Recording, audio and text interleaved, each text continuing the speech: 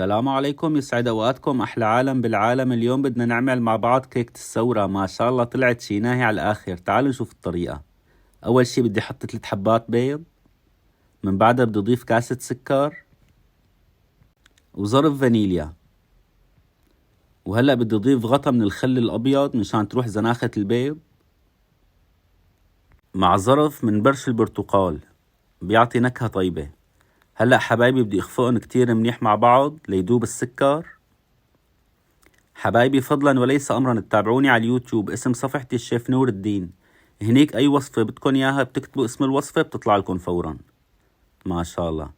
هلا بعد ما تأكدت انه داب السكر حبايبي بدي اضيف كاسة حليب. الله يجعل ايامنا وايامكم ابيض مثل الحليب. ومن بعدها بدي احط نص كاسة زيت نباتي. ما شاء الله.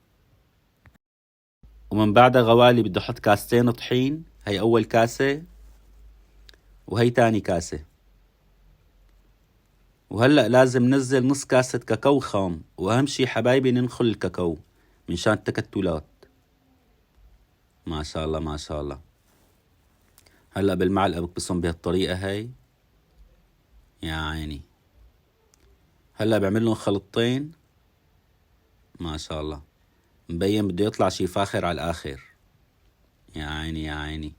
شوفوا القوام ما أحلاه ما شاء الله. يا عيني. هلأ بدي أحط ظرف بيكنج باودر بالنهاية. أعمل لهم خلطتين وبيكون الخليط صار عنا جاهز ما شاء الله. يا عيني يا عيني. القوام ولا أروع من هيك.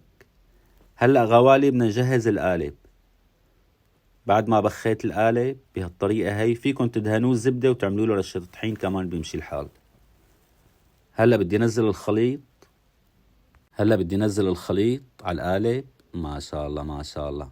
يا عين. غوالي أنا هلأ حميت الفرن على درجة حرارة 180.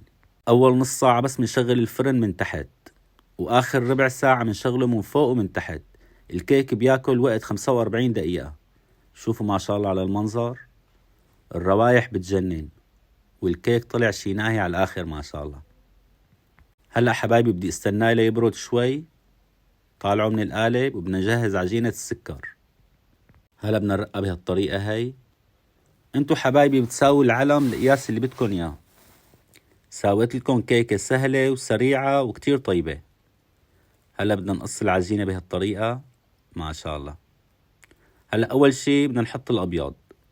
يا عيني. ومن بعدها بدنا نروح نجهز العجينة السوداء. مبين شي فاخر على الآخر.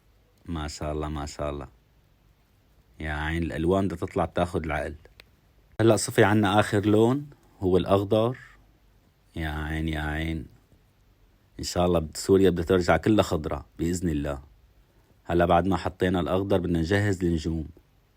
سويت 4 نجوم، وحدة احتياط بس أكلتها أنا بالآخر.